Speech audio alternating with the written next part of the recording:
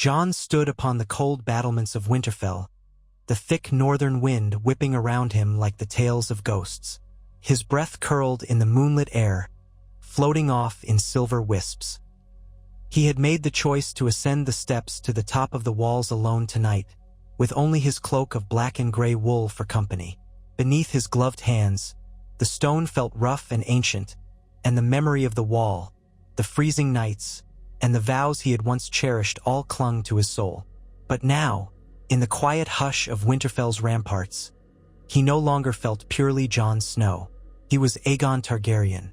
He felt the name reverberate inside him each time he recalled the truth. Rhaegar Targaryen had been his father, Lyanna Stark his mother. It had changed everything and nothing. He still had the same heart, the same loyalty to those he loved, but the knowledge of his parentage, and the rightful claim it gave him, was an ocean stirring at his feet. As he gazed over the keep, the land he had known as home, he felt the weight of another destiny. Some nights, he wondered whether it was the grand plan of the gods or just a cruel twist of fate. Tonight, though, there was a new stirring in his chest, an awakening that felt both magnificent and terrifying. The Iron Throne was not simply a rumor anymore. It was his by blood right, if he dared to assert it. He was not alone in Winterfell. Below in the courtyard, the forging fires glimmered like distant stars as the blacksmith hammered away at steel. Snowflakes drifted steadily down, landing on the Fletchers, the stable boys, and guards on patrol. They worked tirelessly to rebuild, to prepare for threats that still loomed beyond the horizon. Once, those looming threats had been the White Walkers. Now it was the swirl of political powers, treacheries, and alliances that sprouted up across the Seven Kingdoms in the aftermath of war. But the greatest conflict that churned in Jon's gut was the realization that he possessed a legitimate claim to the Iron Throne that Daenerys Targaryen had once believed solely hers. Her dreams and visions of a Targaryen restoration had ignited a wild passion within her, and even though she had risked everything to battle the dead and later fought Cersei Lannister in the south, Jon was no longer certain what the right path was for himself or for the realm. And yet, more and more, he found himself thinking, if not me, then who else? He had observed Daenerys's great triumphs and her dangerous missteps. He had seen the love she bore for her people transform into something harsher when challenged. Her obsessions, her fury, and how she tried to bend the world to her will in King's Landing. He had wondered once if she could truly break the wheel, or if she was forging a new one in her own image. When he confronted the truth of her destructive power, he made his choice, a choice that still bled in his heart. Many had called it a betrayal of love. Perhaps it was. But it was also an act to save thousands of innocents. And after that terrible day, after the dragon's roar ceased echoing among the broken spires, Jon had surrendered any notion that he had a place among lords and kings. Exiled to the north by his own choice, he imagined he'd spend his days in quiet reflection, an honorable man who had committed the monstrous deed that had ended Daenerys's reign. It had pained him to kill her, even more so because in a twist he could scarcely believe she was his blood, his aunt, though neither of them had known when they first met. He carried the weight of that knowledge like an anvil pressed to his chest. Yet the lords of the realm and the wise ones who saw beyond the immediate chaos did not let him slip away into anonymity. They whispered, discovered, or learned in pieces the truth of Jon's birth, and with that truth came new calls upon his shoulders. Bran Stark knew, of course. Samwell Tarly and a few others did as well. The truth spread like sparks from a dying fire, quietly at first, then with furious brightness. There were men and women of the realm who had grown weary of war and the illusions of power, and they looked at this quiet, steadfast warrior who had saved the living from the dead, who did not hunger for glory, yet who was proven in battle and guided by honor. They looked at him and wondered if House Targaryen had a better representative, one who could unite the North and the South, Stark and Targaryen, and finally bring peace. And so letters were penned, ravens were sent, alliances whispered. It was the unlikeliest turn of events for a man who had once known himself only as a bastard. But destiny seemed to tug him forward like a tide that, if he resisted, might only become more tumultuous and dangerous for the realm. He found himself teetering on the brink. If he refused the crown, House Targaryen's claim would fade into rumor, or others might come forward who were less just, less fair, and he might condemn the realm to yet another cycle of tyranny. If he accepted, he would reorder his life, forging bonds that could mend the realm if he guided it gently and justly. He turned now from the battlements and descended the ancient stairway. Each footstep echoed in the hush. Torches lit the way, and the illusions of shadow flickered across the walls. Through hallways and courtyards, he made his way to the great hall, where a small council awaited him. Bran was there, seated in his wheeled chair, eyes distant as they often were, gazing at things only he could see. Sansa stood near him, her proud stance reminiscent of a winter rose in full bloom despite the ice around her. Arya was there too, leaning against a pillar with her arms folded, that quiet half-smile on her lips. Her hair, cropped and messy, framed eyes that had seen too much for her years. Tyrion Lannister, though no longer Hand of the Queen, was present by invitation. His mind was too valuable to cast aside, and his own regrets gave him a perspective that Jon prized. Davos Seaworth, the Onion Knight who had proven wise counsel time and time again, stood with folded hands near a table covered in maps. They looked up as Jon entered. The hush deepened for a moment, and he felt their eyes upon him as if he were some mythic figure about to pass sentence on them. He wanted to look away, but there was nowhere to turn. He swallowed against the dryness in his throat. Sansa spoke first, her voice gentle. "We've been waiting." Jon nodded, standing at the head of the table. The map was spread out before him, showing the 7 kingdoms in all their varied territories, familiar lines dividing the realm into the north, the Vale, the Riverlands, the Crownlands, and so forth. But for all the detail, the map could not convey the hearts of the people or the suffering that had come from years of war. He took a breath. "I want to hear each of you," he said quietly. "Then we'll decide what's to be done." Tyrion exchanged a glance with Davos. The tall Onion Knight cleared his throat and began. "Letters have reached every major lord in Westeros. They know of your parentage. They also know the realm is not stable. We have pockets of rebellion. Some are small folk who resent the crown because they've been taxed too harshly. Some are small lords who see an opportunity to carve out personal power. The official stance might be that Bran is king of the 6 kingdoms. He graciously left the north independent, but your claim complicates that. Some already bend the knee to you, believing you are the rightful heir to House Targaryen. Others whisper that your birth, overshadowed by secrecy, should not matter. But it matters. The truth carries weight among them. There are lords who see in you a unifier. Others, however, might see only another Targaryen who could set the world ablaze." Bran inclined his head. He seemed simultaneously present and far away. "All that is true," he said softly. "And still, the choice is yours, Jon." Jon studied his brother. He would always think of him as his brother first, no matter the bloodlines that told a different story. "Bran, you're king. If you want me to remain in the north as a warden for you, I will. I never asked for a crown." Bran's voice did not carry the typical warmth of a boy who had once practiced archery in the yard. He spoke like a calm, distant judge. "I hold the southern throne, but I was chosen by the lords and ladies of Westeros after Daenerys fell. Perhaps they saw in me something that would break the cycle. Yet if the realm desires you, if you are the rightful heir, you might guide them better than I can. My place, perhaps, is not in King's Landing. It never felt so to me. The choice is not forced upon you, but the realm yearns for the rightful Targaryen." Bran paused, exhaling slowly. "I see glimpses, Jon. Our people want stability. A just ruler." Arya spoke then, stepping forward. "We swore we'd stick together. The Starks. But if claiming your Targaryen birthright means leaving us again, I want you to think carefully, Jon." Her gray eyes flickered with sisterly concern. "I won't stop you. But once you set foot in the south, there's no simple path back." Sansa pressed her lips tight. "Yet we also must consider the danger if you do not. You've proven yourself to be a leader, Jon, and the lords adore you, or at least respect you. Someone else might rise in your stead, or they might try to sow chaos by claiming that the crown as it stands is illegitimate. The Lannisters are not what they were, and the Greyjoys and Martells wait to see who emerges strongest. We must ensure unity. Winterfell can stand for centuries, but if the South is in turmoil, the peace we built will vanish. War will come once more." Jon looked between them, feeling the tension in every muscle, the weight of the decision pressing down like an avalanche. Tyrion let out a short, quiet breath. "I used to believe in Daenerys. I believed she would break the wheel and usher in a new age. Now she's gone, and the realm needs someone who cares for the people more than for power." He paused, turning his keen eyes on Jon. In my experience, the best rulers are those who do not crave the throne, but will assume it out of duty. If you do take this throne, let me give you what counsel I can. Let me help you avoid the mistakes that took her from us. Jon's heart pounded in his ears. He thought of the watchers on the wall, of the final horrifying battle against the Night King, of Daenerys' haunted face at the end, of the swirling ashes in King's Landing after the bells had rung in vain. He thought of the laughter of the free folk beyond the wall. He thought of the realm's children, those who had no say in the wars fought around them. Finally, he spoke. I've never wanted to rule.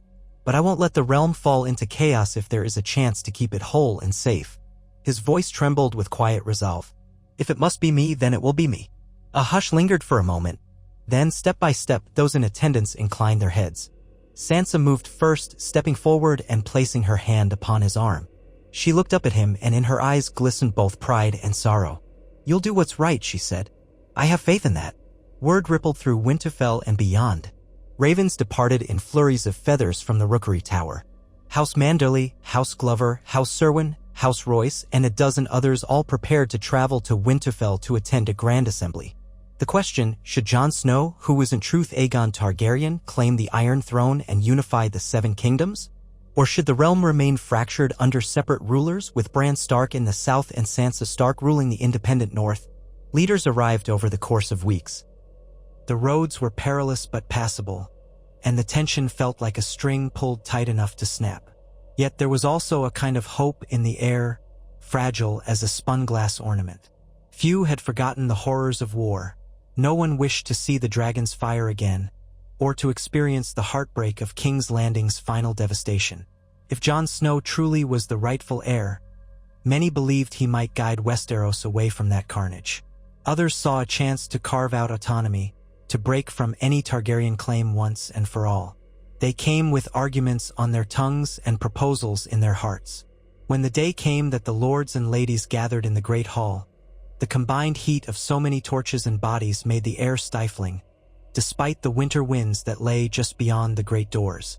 Jon stood at the head, wearing simple attire, sturdy black pants, a dark tunic embroidered with the Stark sigil on one side and a subtle three-headed dragon motif on the other.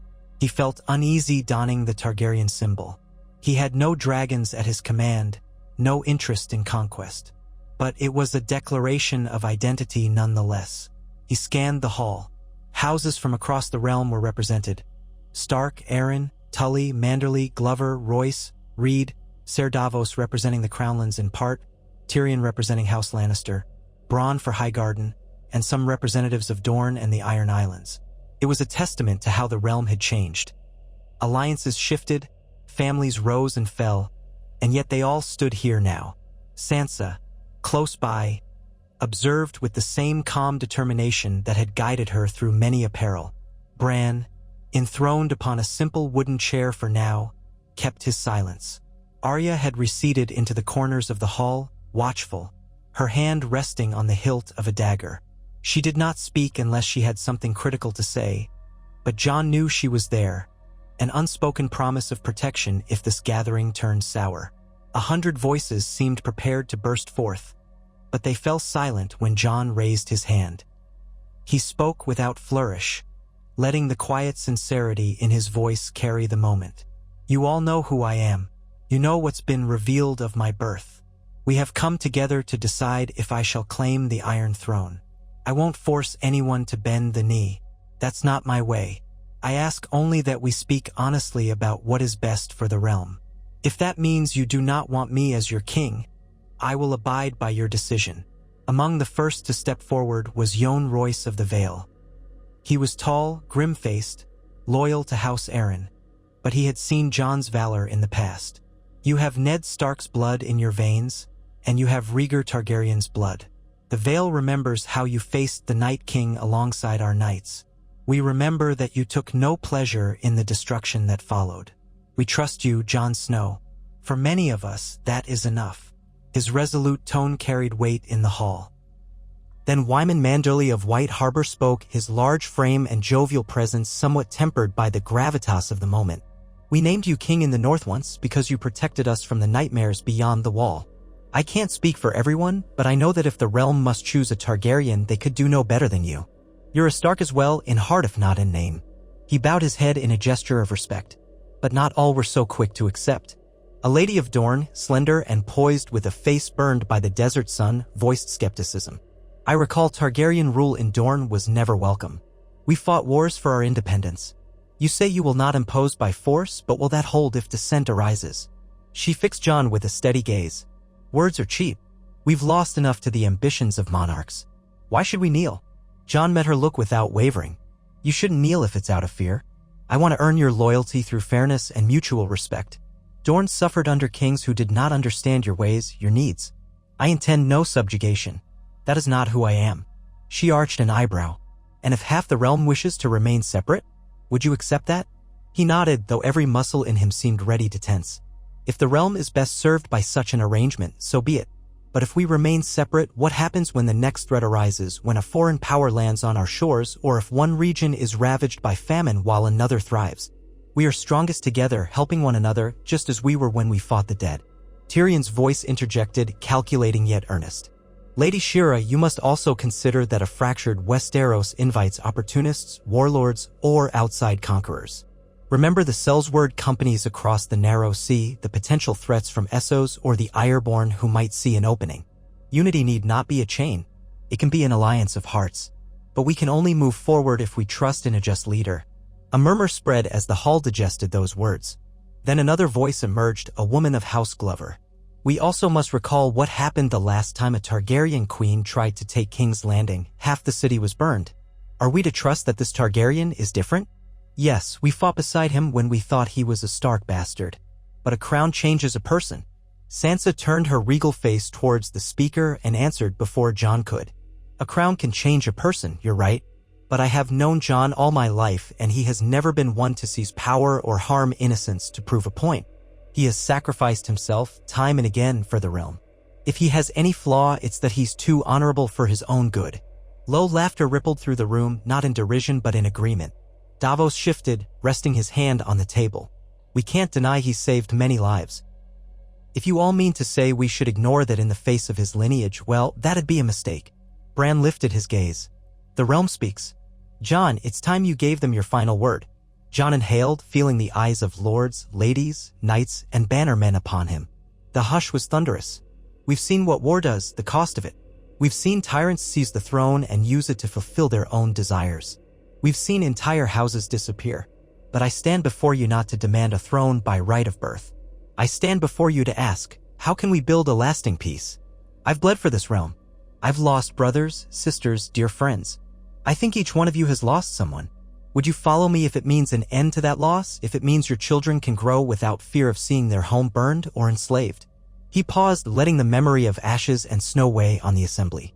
If you will have me as your king, I pledge to protect you, to serve you as I served the Night's Watch in the north. I won't sit idly in King's Landing letting my people starve or fight alone. I may be Targaryen in name, but I will always keep the wolf in my heart. For a moment, silence reigned as the hall considered his words. Then, slowly, Lord Royce knelt. Manderly followed suit. Davos bowed his head, tears shining in his eyes for reasons only he knew. One by one, the lords and ladies knelt, though the Dornish contingent hesitated a moment longer. Finally, after exchanging glances, they too bent the knee, albeit with a watchful caution. Only Sansa and Arya remained standing. Sansa because her domain was already recognized as an independent north under her rule, and Arya because kneeling had never been her way. She gave Jon a nod that spoke more loyalty than any bow could. With the assembly's acclamation, Jon Snow, Aegon Targaryen, stood at the threshold of an impossible future. The dream of forging a kingdom bound by justice, not fear, was now in his grasp. He swallowed, overwhelmed but resolute. The decision was made. Word spread like wildfire across the 7 kingdoms and beyond. Some people cheered, some scowled, some whispered behind doors. The Iron Throne, once the seat of so much death and AMB. Ishen now awaited Jon, who traveled southward in a modest procession. By his side was Tyrion, offering counsel. Behind him, a retinue that included northern lords, a handful of Vale Knights, even Brienne of Tarth at Sansa's suggestion, someone honorable beyond question who could remind Jon of the best qualities a protector might have. As they traveled the King's Road, Jon felt ghosts all around him. He passed places where battles had been fought. Saw farmland scorched by past conflict but now trying to grow anew. Now and then villagers peered at him from behind fences, uncertain. He always tried to stop where he could to speak with them, to reassure them. It felt strange for him to reassure anyone about leadership when he himself was uncertain about how well he could rule. But the lines in their faces told him they yearned for hope, and though he could not promise perfection, he could promise his heart would remain true to them. During the journey, Tyrion often rode at his side. They would speak quietly about the lessons Tyrion had learned from King's Landing's politics, about the complicated relationships between the great houses. Tyrion would also share jests, small bits of wit that drew a reluctant smile from Jon's lips. Often Davos would join them, adding his plain-spoken honesty that had so often cut through the pomp of aristocracy. They approached the city under the cooler gray skies of early spring, though a warmth was beginning to stir the land. The city walls loomed, still bearing scars from the war. The outer gates were guarded by men wearing the crest of the Targaryen dragon, though these were not the Unsullied or Daenerys' loyal soldiers. These were men who had been put in place by the New Order after her downfall. An uncertain mixture of Crownland loyalists and a few Sellswords now under Tyrion's pay. They had done their best to maintain order, but the city was still battered. Torn spires, charred ruins. The haunting memory of destruction was fresh, and many of King's Landing's people seemed braced for the worst. As Jon's procession entered the city, a hush seemed to follow them. Some small folk knelt, others only watched from a distance. Children ran at the edges, trying to catch a glimpse of the rumored king who was both Stark and Targaryen. He saw the suspicion in their faces. Why should they trust this man who came bearing a dragon sigil, the same sigil under which they had lost so much? Jon dismounted. He wanted to walk through the city on foot for part of the way, hoping to show humility and understanding. His entourage followed, though they looked upon him with concern. Tyrion whispered, "Not every face is friendly. Be cautious." Jon nodded and moved along the streets. He passed stalls of merchants selling scarce goods, children begging for coin. He slipped a few coins into their hands, though he knew a single act of charity would do little to mend the city's deeper wounds. But it was a start. To the old woman cowering at her door, he offered a gentle word. To the blacksmith with burn scars on his arms, he thanked him for staying, for rebuilding. Wordless, the blacksmith only nodded stiffly, uncertain of his new king. At the Red Keep's gates, the city watch lined up. They had a battered sense of pride about them, their cloaks once gold for the Lannisters, but now replaced with a neutral color. The keep itself was an imposing sight, half repaired from the devastation of Daenerys' dragons. Its walls were riddled with cracks, and entire corridors remained off-limits because of structural damage. The throne room, though, had been restored, as if the realm's leaders had rushed to ready it for the next occupant. Jon entered, flanked by his companions. The throne room's high ceilings soared above them, lit by daylight streaming through the repaired stained glass windows. At the far end, upon the Iron Throne itself, was a symbol of all that had come before, of Aegon the Conqueror, the Mad King, Robert Baratheon, Cersei, Daenerys. He stared at it, that twisted, jagged seat of melted swords. It seemed less like a place to rest and more like a cautionary shrine, a testament to the cost of power. For a moment, Jon felt he could not move. The burden loomed so large. He remembered how Daenerys had touched it, how her eyes had gleamed with ambition. He remembered how Cersei had reclined upon it, smirking. He remembered the histories of Targaryens who had done both great and terrible things. Now it was his turn, and all he wanted was peace. Still, he advanced with measured steps. The lords and ladies who had made the journey with him and the courtiers already present all gathered behind. 2 Kingsguard knights, newly assigned, stood by the throne. They wore white cloaks, unsullied by the past, symbolizing a fresh start.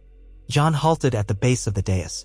Tyrion stepped forward with the crown that had been forged anew, blending the Stark dire wolf and the Targaryen dragon in its design. It was no gaudy piece, it was a circlet of Valyrian steel, elegantly wrought, more practical than ostentatious. Tyrion addressed the hall. "We have gathered here to witness the crowning of Jon Snow, born Aegon Targaryen, as King of the Seven Kingdoms. Let it be known that he has the support of House Stark, House Targaryen's loyal bannermen, and all those who kneel to him. Let it be known he wishes for unity, peace, and prosperity." The hall was still. Then Tyrion gently placed the crown upon Jon's head. Jon felt the cool metal press against his dark hair. He closed his eyes, as if in silent prayer, wishing that what he did next would honor all those who had died in the wars, would protect the realm from further bloodshed. When he opened his eyes, he slowly turned to face those assembled. He did not raise his arms in any triumphant gesture. Instead, he nodded his head in acknowledgement, as if already carrying an unspoken vow. He said quietly, "I will not sit on this throne as an absent ruler. I will serve. I will protect. For all of us." Cheers rose, not thunderous but earnest. Some still hesitated, uncertain. But for every skeptic, there was someone who found new hope. Word would spread. The Targaryen wolf was crowned and the realm had a king. Weeks passed in a swirl of administrative demands. Jon discovered quickly that though he had fought in wars, slain whites, and negotiated alliances, ruling from a seat of power brought its own ceaseless challenges. Early each morning, he met with his small council consisting of Tyrion as Hand, Davos as Master of Ships, Brienne of Tarth as Lord Commander of the Kingsguard, and several others chosen for their expertise rather than their noble birth. They faced the tasks of repairing King's Landing's infrastructure, distributing food stores, and dealing with ambitious lords who sought to test the new king's mettle. Jon was grateful for Sansa's input despite her maintaining the North's independence. She visited often or sent her ravens offering her insight. One pressing concern emerged from the Iron Islands. Lady Yara Greyjoy, who had once bent the knee to Daenerys, now saw a chance for greater autonomy. She sent word that the Iron Islands would no longer accept any Targaryen on the throne unless they were granted near-complete independence. She threatened raids if their demands weren't met. Jon knew the Ironborn ways well enough to understand they thrived on displays of strength. He drafted a letter inviting Yara to parley. She accepted, though with obvious suspicion. When she arrived, wearing her salt-stained leathers and accompanied by a small retinue of grim-faced Ironborn, she found the new king sitting not on the Iron Throne but at a simple wooden table in a courtyard overlooking Blackwater Bay.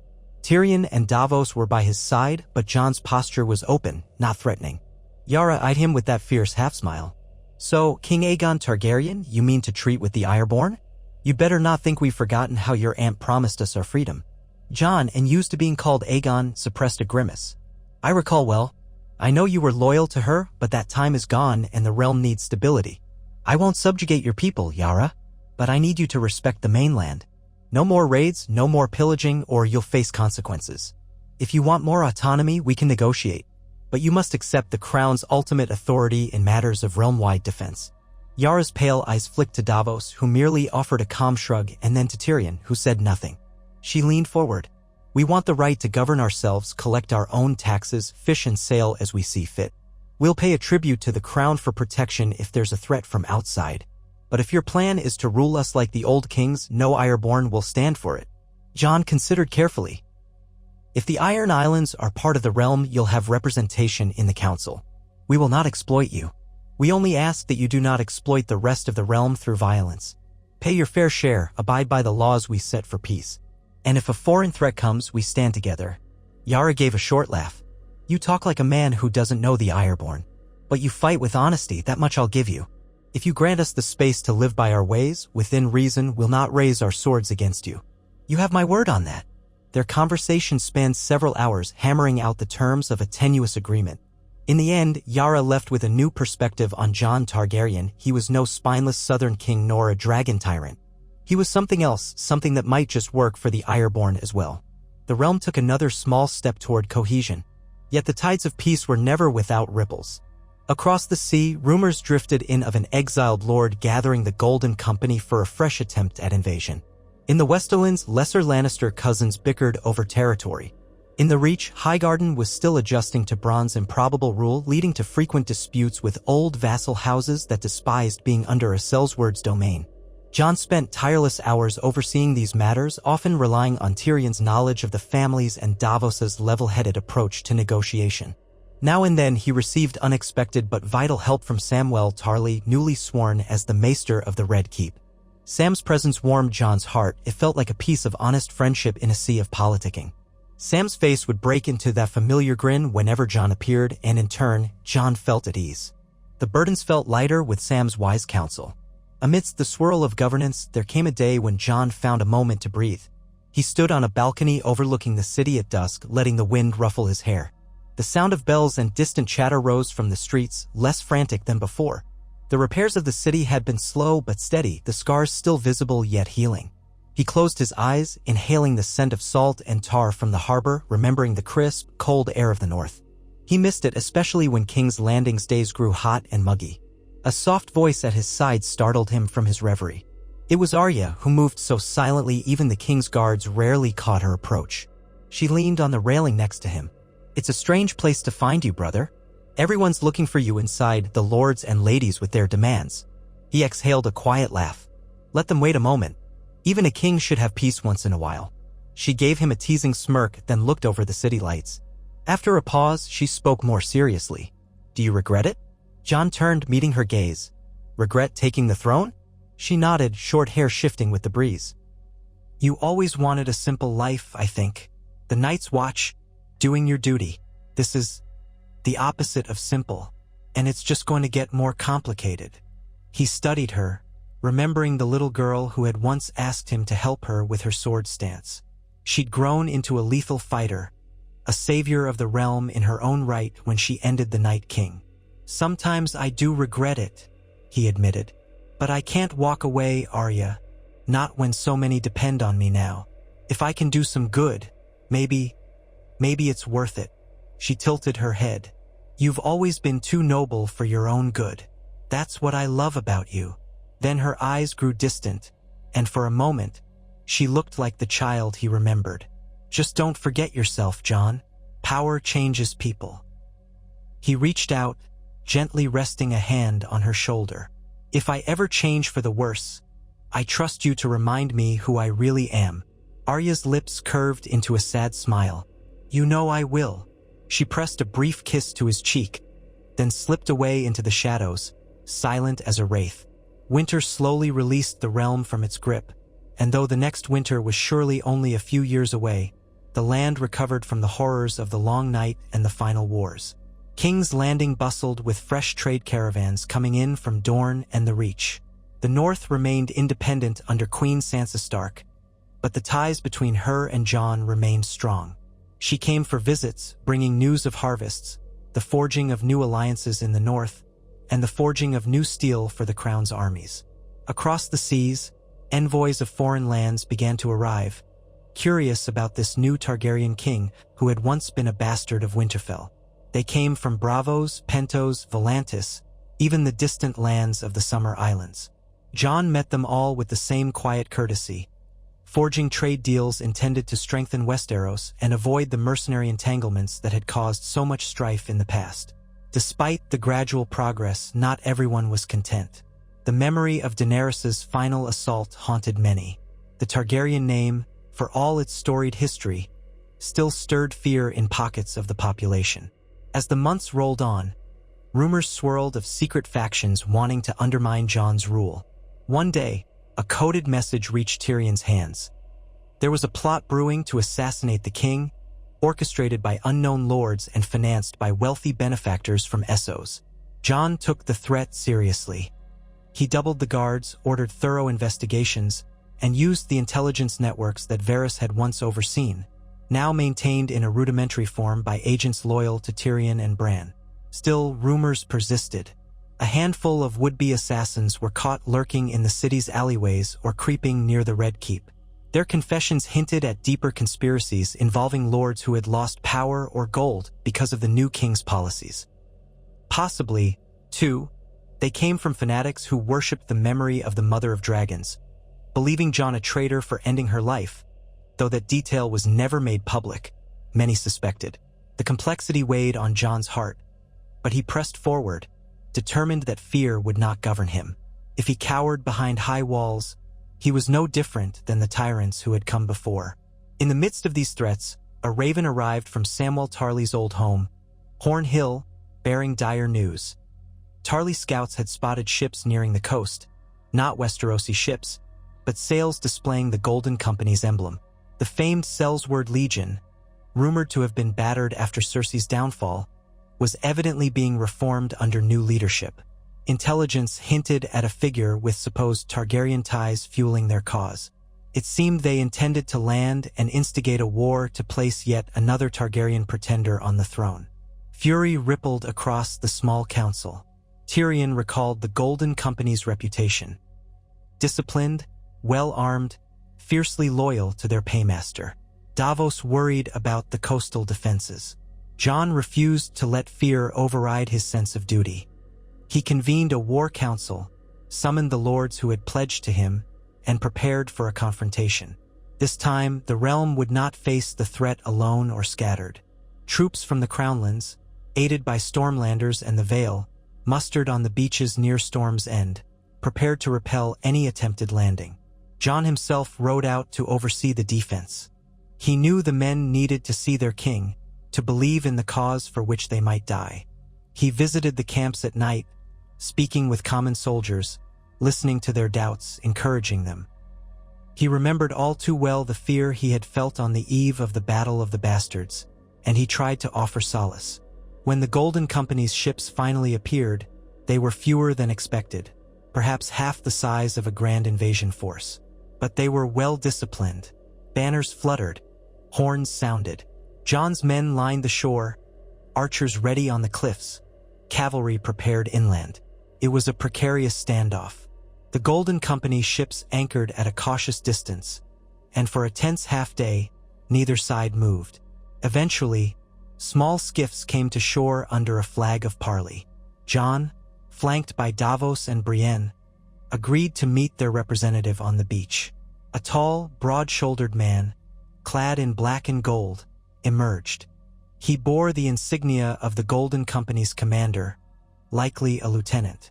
He introduced himself as Ser Giles Rivers, a bastard from the Riverlands exiled in Essos. "We have a rightful Targaryen heir, your grace," he said, voice calm but laced with challenge. "He claims the throne that was usurped from his ancestors. He believes you are false, a pretender who betrayed Daenerys Stormborn. We have come to depose you and place the true scion of the dragon on the Iron Throne." Jon listened, heat rising in his chest. What is this true scion's name? The man's pale eyes flickered with cunning. He calls himself Aerys Targaryen, son of Rhael Targaryen and a Dornish lord, or so the story goes. He has the backing of certain powerful allies in Essos. Tyrion, who stood behind Jon, snorted. Another Targaryen? The world is full of surprises. Jon took a breath, controlling his temper. If he is truly a Targaryen, let him come forward and present his proofs before the realm's lords. This need not end in blood. But if he attempts an invasion, we will defend ourselves. Ser Giles sneered. You think we fear you? We have fought in the disputed lands, marched with the Blackfire rebels centuries ago. If you want war, it's war you shall have.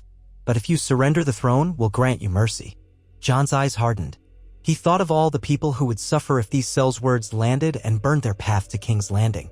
He pictured the city's battered walls, the orphans, the small folk. You know nothing of mercy, he said quietly.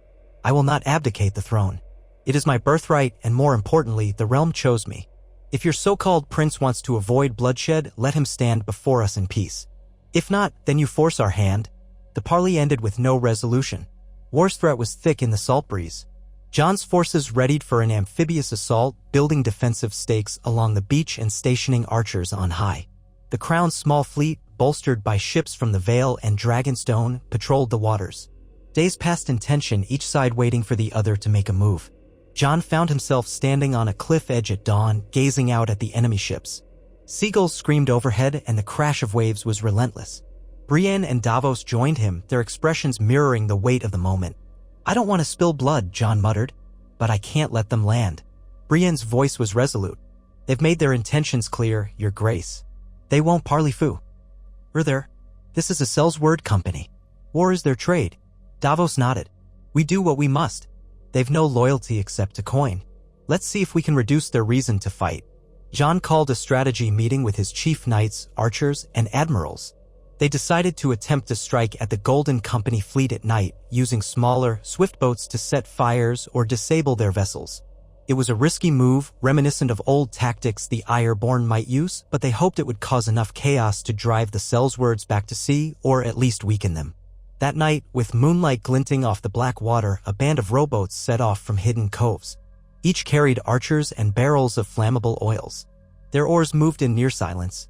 Jon did not personally lead this mission. He was too valuable a target, but he stood on the cliffs, torch in hand, waiting for the signal. His heart pounded. He had never wished to become a king who launched midnight raids, but the Golden Company had given him little choice. The first fire arrow soared through the night. A faint whoosh and then a blossom of flame danced on the deck of an enemy ship. Shouts carried across the water. Another arrow, another. Soon the darkness was cut by flickers of orange and red. Sells-words scrambled on their decks, trying to douse the flames or cut lines. A few enemy archers responded, launching arrows at the rowboats, but the chaos of darkness hampered their aim. Jon's men managed to ignite several vessels before the Golden Company responded in full force, sending out skiffs armed to the teeth. Some of Jon's rowboats were overrun, their occupants forced into the water. The plan had never been to destroy the entire fleet, only to cause enough panic to force a retreat. By the time the sun rose, half a dozen ships were burning, listing in the harbor. The rest were scattering or struggling to form a cohesive line. As dawn broke, the Golden Company realized they could not effectively land. Their formation was in disarray, supply lines cut. With no local harbor welcoming them, they had nowhere to dock safely. They could attempt a suicide landing, but the battered defenders would be ready and the Sellsword's losses would be heavy. After tense hours, Horn signaled from their flagship. A retreat, or at least a regrouping out at sea. Jon and his council watched from the shore as the enemy fleet, now diminished, turned and sailed south, hugging the coastline as if searching for another landing point or perhaps heading back to Essos to lick their wounds. The men on the beach cheered, though the victory had cost them. Several rowboats never returned. In the aftermath, Jon walked among the wounded, praising their bravery, mourning the dead. He saw men with arrow wounds, burns, men who had drowned. This was what it meant to be king in a realm constantly threatened by new challengers. He felt the bitterness of it. He had protected the city, but at a price. He knelt by a dying soldier, clasping his hand. The man, pale and trembling, recognized Jon. With his final breath, he whispered, "Long live the king." That moment cut into Jon's soul like a dagger. Returning to King's Landing, he was greeted with relief and celebration. Some hailed him as a hero, but all Jon felt was the heaviness that came after another round of blood spilled. He trudged into the throne room wearing salt-stained armor, hair matted against his forehead, wishing for the simple solitude of the north. Tyrion approached him, holding parchment with fresh reports. "Your Grace," Tyrion said gently, "it looks like the Golden Company has fled further south, possibly heading to Dorne or even around the coast. We'll keep watchers on them. For now, you've secured the Crownlands. The people are grateful." Jon nodded, exhaustion etched on his features. "Good. We'll stay vigilant. Have we heard any word from Braavos or Pentos about who financed that incursion?" Tyrion shook his head. "Runners are still searching. We'll find them, or at least ensure they cannot easily strike again." "The realm stands, Jon? That's worth something." He exhaled a long breath, scanning the throne room, the seat of power that seemed to loom and cast a long shadow. "Yes, we stand. And I'll keep us standing for as long as I can." The months that followed were marked by slow rebuilding. Jon appointed new wardens, ensuring each region had a representative or local lord loyal enough to maintain order without exploiting their people. He worked with Tyrion, Davos, and Sam to establish a system of traveling judges who moved among the towns to address disputes and crimes, aiming to show the people the crown's commitment to justice. He sought to lessen burdensome taxes and used the crown's coffers, bolstered by trade deals and wise fiscal measures, to fund public works like rebuilding roads, docks, and farmland irrigation. These were small but significant steps toward forging the kingdom he believed in, one that served all. Some nights, though, Jon could not sleep. He would wander the Red Keep's corridors, haunted by faces he had lost. Daenerys, full of fierce dreams, Ed from the Night's Watch, who died at Winterfell, his own father, Ned, though not truly his father by blood, forever in his heart. In these quiet hours, he wondered if he was fated to live out a lonely existence burdened by kingship. Love had proved dangerous. Duty had taken him from the family he cherished. Perhaps it was the cost of bearing both wolf and dragon inside him. Yet whenever dawn arrived, a sense of purpose stirred him awake. This realm needed a king who would not let it fall again into tyranny or chaos. He resolved to be that king, however heavy the crown. Over time, new alliances flourished. House Martell of Dorne, led by a wise and measured ruler who succeeded the tragedies of the past, began to warm to King Aegon Targaryen's reign. They struck trade agreements for Dornish wines, olives, and spices to flow north in greater volumes, in return for northern timber and the protective might of the crown's fleet. The rivalry with the Iron Islands cooled, as Yara Greyjoy maintained a tenuous but workable peace in exchange for autonomy. Bronn stabilized Highgarden by focusing on the prosperity of the Reach, satisfying the local lords enough that they tolerated his rule. Even the Westerlands found a new equilibrium, as Tyrion quietly managed Lannister gold to help repay old debts.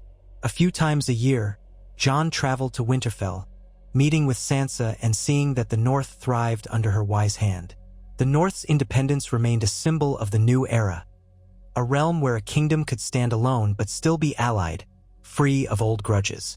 Arya sometimes was there, sometimes not, She came and went as she pleased, exploring the wide world as an adventurer no longer bound by any face but her own.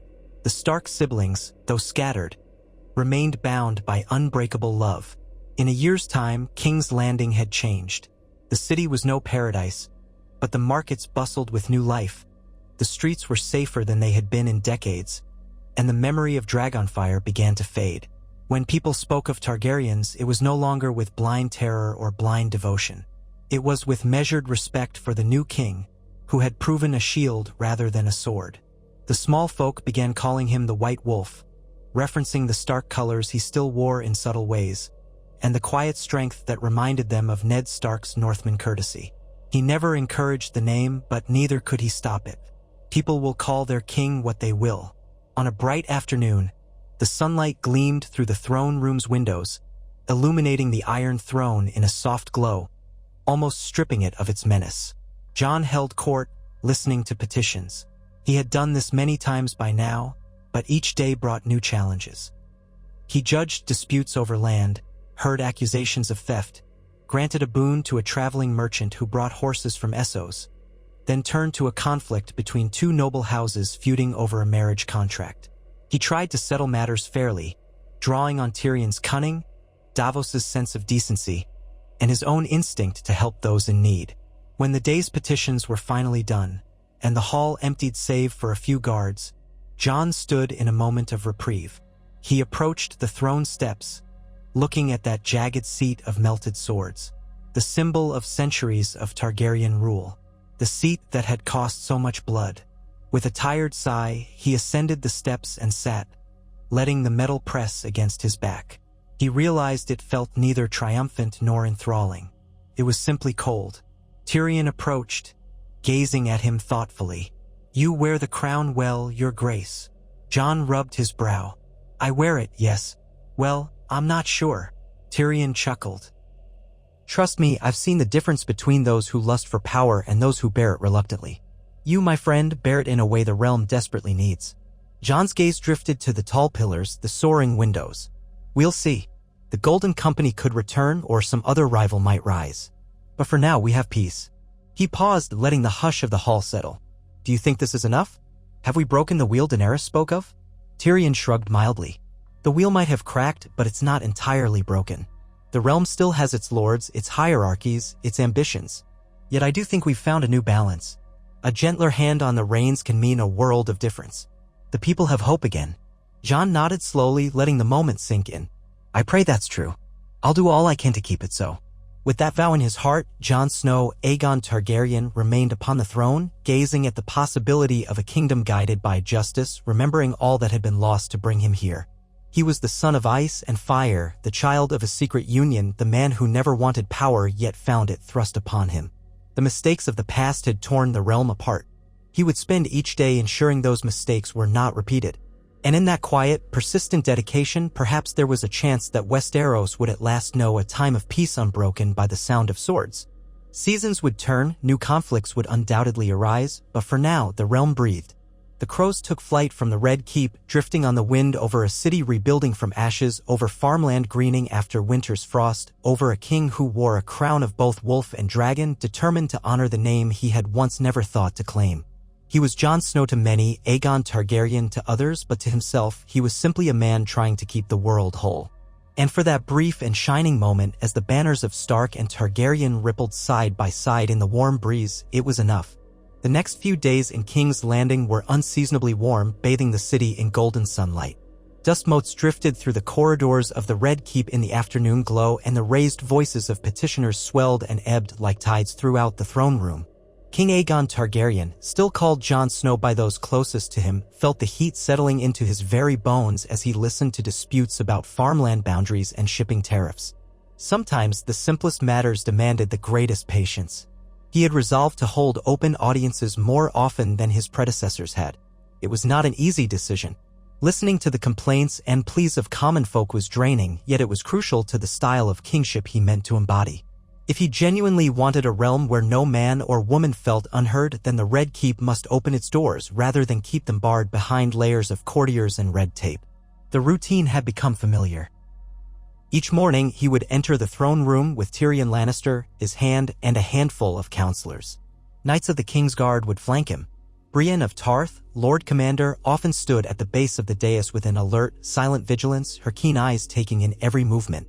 Maester Samwell Tarly, wearing his maester's chain, though it was not yet as heavy or varied as Grand Maesters of old, sat at a table to the side, scribbling notes or whispering updates about new messages that ravens had carried in during the night. Ser Davos Seaworth, his master of ships, might step forward if a complaint concerned trade routes or the navy. Together, they formed a strange mix of backgrounds, a former smuggler, an exiled dwarf from House Lannister, an unorthodox maester from Horn Hill, and a noble lady knight from the Sapphire Isle. But for Jon, it was precisely these varied perspectives that helped him stay anchored.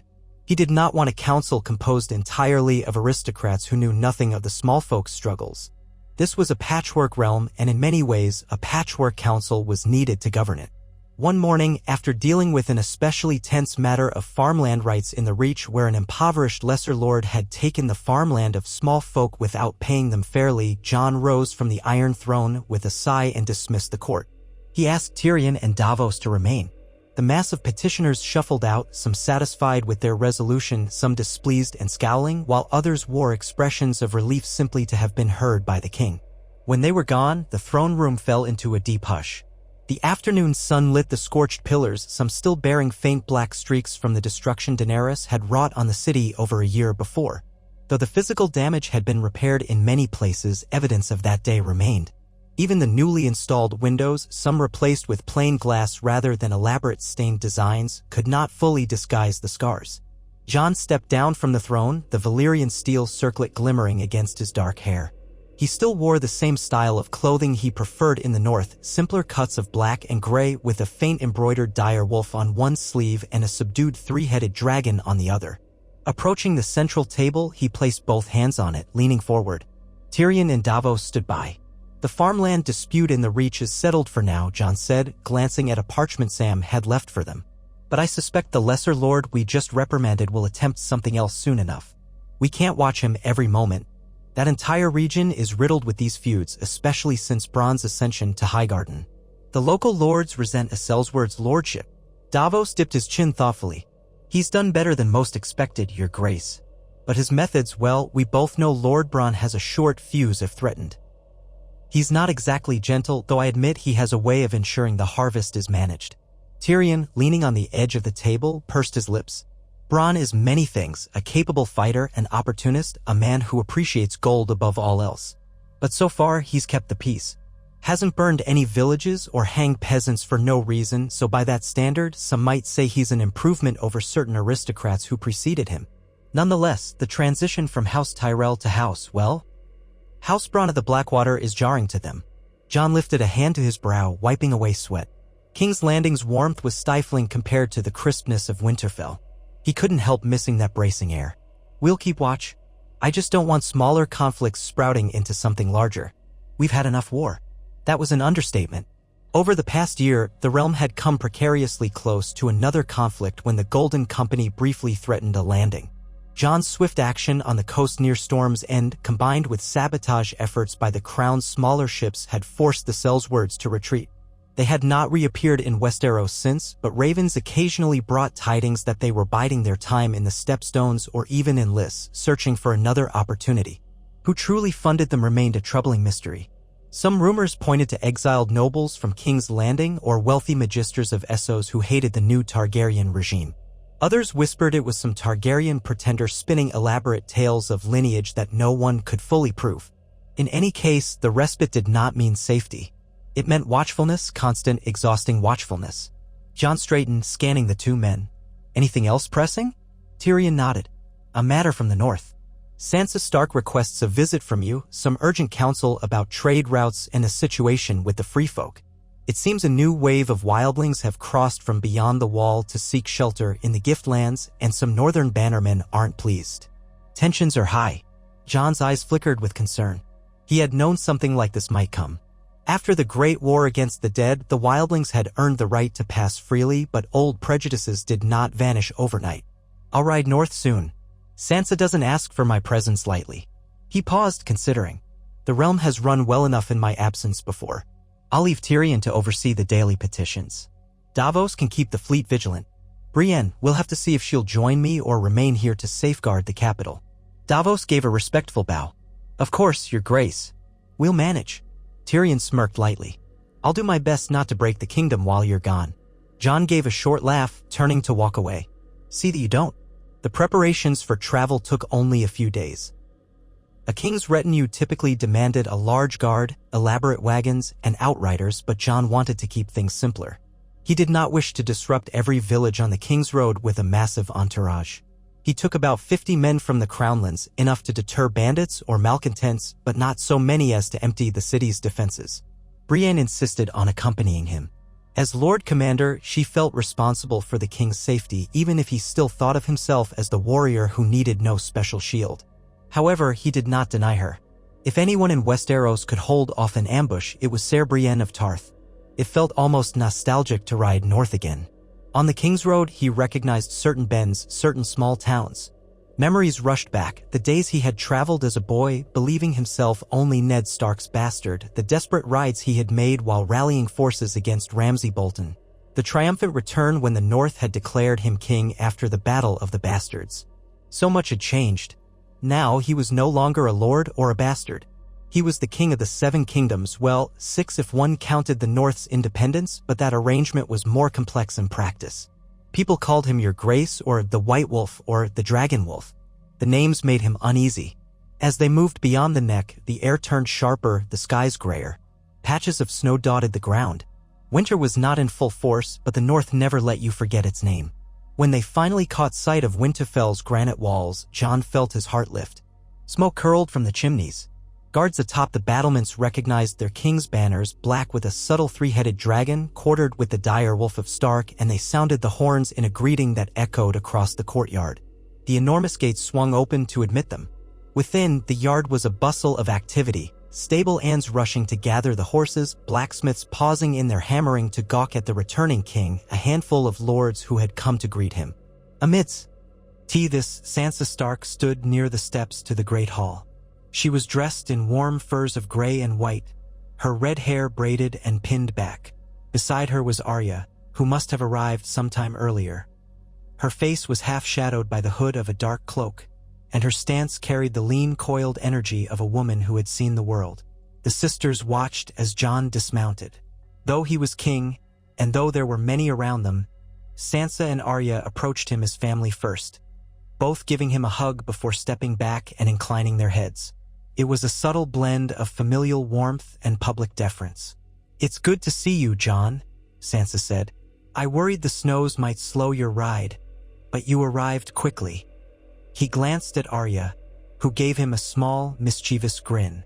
"We made decent time. The roads were clear enough." Then, more quietly, he added, "I'm glad to see you both well." As they walked inside Winterfell's main hall, the difference from the Red Keep was profound. The thick stone walls, the heavy wooden rafters, the lingering smell of smoke and stew, the banners of House Stark draped along the sides. This was the home he had grown up in, the place he had once believed was never truly his to inherit. Yet here he was, stepping in as both king and brother. The sense of belonging, tinged with the weight of time, prickled across his skin. Sansa called for mulled wine to warm them. She led Jon and Arya to a table near the main hearth, behind which a tapestry of a direwolf seemed to loom protectively. Brienne, who had dismounted and removed her gloves, came to stand beside them. The rest of Jon's guard went off to settle in the Great Keep's barracks or find respite. Before they addressed urgent matters, there were pleasantries of a sort. Arya asked about King's Landing, how the city was faring, if there had been any new intrigues worth telling. Jon responded with a wry half-smile. "Too many intrigues, Arya, but nothing beyond what you'd expect. There's always someone who wants power or gold. The people are healing, though slowly." Sansa studied him with a concern that never fully left her eyes. "You look tired," she observed. "How is the burden of the Iron Throne?" Jon sipped the mulled wine. "Heavy," he replied simply. "Heavier than I ever expected. I do my best to keep the realm at peace. But some days I wonder if it will ever truly be at rest." Arya shrugged. If people are foolish, or if they hunger for more, it'll never be at rest. All we can do is make sure they don't trample those who can't fight back. Sansa's gaze flickered to Brienne. Ser Brienne, I'm glad you're here. Your presence is always a comfort to the north. Brienne bowed her head with her characteristic humility. My lady, my queen, that is, I serve both the north and the realm. With that, the conversation shifted to more pressing concerns. Sansa explained how a significant group of wildlings, perhaps 200 or 300, had recently crossed the wall.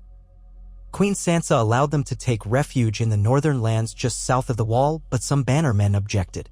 They claimed the wildlings were raiding livestock, stealing stores, and refusing to integrate peacefully. Several small skirmishes had erupted, leading to injuries on both sides.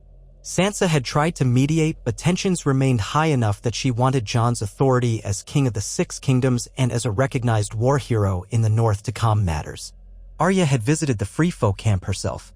They aren't savage monsters, she said. They're just hungry. The winter's been fierce beyond the wall, fiercer than even they expected. Most of their game died or migrated away. They came south to survive, not to pick fights, but pride runs high on both sides. Jon nodded grimly. After everything we went through in the war against the dead, I was hoping we wouldn't repeat old hatreds. But I understand how fear can drive men to foolishness. I'll speak to them, see what can be done. Perhaps we can find more permanent lands for them in the gift. But we'll need to ensure the local lords won't harass them, or that the free folk themselves don't incite trouble. It's a delicate line. Sansa exhaled softly. Yes, one I haven't quite managed to balance on my own. I'm glad you're here, Jon. They set out the next day for the camp near the wall. The journey took them through the northern roads, past deep forests and rolling terrain where patches of snow melted into muddy streams. The retinue was smaller: Jon, Sansa, Arya, Brienne, and around 40 guards from both Winterfell's garrison and the Crown's men. They rode in a somber, steady procession. Winter's chill bit at them, though it was not as harsh as the long night had been. Still, Jon found himself grateful for the heavy cloak he wore. He noticed Sansa's expression was pinched with worry, while Arya seemed more quietly observant, scanning the forest edges as if expecting trouble at any moment. They reached a sprawl of tents set against a low ridge where the wind whipped down from the north with a biting intensity. Smoke from small campfires curled into the gray sky. Jon recognized the Free Folk's makeshift settlement. Hides for coverings, barricades made of scavenged wood, and ringed by watchful men and women who carried spears or old swords they must have scavenged from the dead or from their own forging. A handful of them had likely ventured into the gift of farmland beyond, and that was where the disputes arose. A few guards approached warily. Then one man stepped forward, an older wildling with gray in his beard, wearing a rough fur cloak. He scanned the approaching riders, and though suspicion knitted his brows, Jon saw recognition spark in the man's eyes. You, he said. We've heard rumors that you're a king now. Took the throne of the Kneelers. Jon swung off his horse, letting the stable boy from his retinue hold the reins. He approached calmly. Yes, I'm King Aegon Targaryen in the south, but I was once Lord Commander of the Night's Watch, and the Free Folk know me as Jon Snow. I fought alongside you all against the Night King. We bled together. Remember that? The man inclined his head slightly. I do. I'm Herrick. Used to follow Tormund Giant's Bane, though he's off with some of our folk searching for better land. We came here hoping the North would honor the old promises. Sansa, stepping forward, introduced herself with a formal nod. I am Sansa Stark, Queen in the North. These lands are under my protection. We want to resolve the trouble between your people and our bannermen. Herrick spat to the side, more out of habit than disrespect. Then talk to your bannermen. Some of them came in the night, threatened us, cut our tents. My cousin was beaten. We had to defend ourselves. Arya, who stood a bit behind Sansa, let her gaze travel over the camp. She saw children shivering near a small fire, a woman with a half-healed wound on her arm, men scraping at the barren ground. You look half-starved, Arya said softly. No wonder you raided their stores. The wildling bristled. We wouldn't have needed to if they hadn't run us off the farmland. There's land enough, they just won't share it. They think us devils. Jon raised a hand in a calming gesture. The hatred between Free Folk and Kneelers runs both ways. But Sansa is right, we need to find a way to help you settle without violence. Let me speak with the local lords. In the meantime, you must swear not to raid their livestock or break into their storehouses. If you do, you only give them cause for more violence. Herrick's mouth turned down in a half-scowl. Men can only watch their children starve for so long before they do what they must. Jon felt a pang in his chest. He remembered the Great War, how the free folk had fought bravely, losing so many. I know, but we can bring supplies for the short term. Once we settle a lasting solution, you'll have farmland of your own. We might place some watchers to keep the peace. If your people abide by the terms, I promise we'll keep the local lords in check as well. Herrick looked over Jon's shoulder at Sansa as if unsure whether to believe a southern king or a northern queen. Sansa stepped closer. Her voice was quiet but strong. We mean what we say. We didn't forget who bled with us at Winterfell. And I haven't forgotten that my brother, well, cousin, died once to protect you. You have my word as queen in the north. A palpable tension eased in Herrick's stance. He said, letting out a breath. We can keep the peace if your bannermen leave us be. He waved a hand, beckoning a few younger men and women over. I'll spread the word. No more raids so long as we have food. But if we starve, we'll do what we must. A man can't watch his family waste away. Sansa nodded, and Jon turned to instruct one of his retinue to bring some of the supplies they'd carried on pack horses. Grain, salted meat, vegetables. They had planned to give these freely, hoping it would bridge the gap. Herrick watched with cautious gratitude as the barrels and sacks were offloaded near the largest tent. The children peering out from behind the furs seemed startled at the generosity, their wide eyes flicking between the kneelers and their new king. Jon and Sansa did not linger too long. They parted with Herrick on reasonable terms, promising to settle the farmland question swiftly. Arya stayed behind a bit, speaking quietly with some of the free folk, asking how they traveled, what they saw beyond the wall. Brienne oversaw the distribution of supplies, ensuring fairness so no single family hoarded the goods. Then they regrouped and rode to a holding a few miles south. It was the seat of House Slate, a lesser-known banner sworn to Winterfell. This house had led the recent charges against the free folk, claiming the wildlings were savage criminals. Their lord, a man named Darren Slate, had refused to yield farmland, insisting that the free folk had no place among them. Darren Slate's hall was modest but sturdy, built of thick timber walls. A handful of guards greeted Jon and Sansa warily.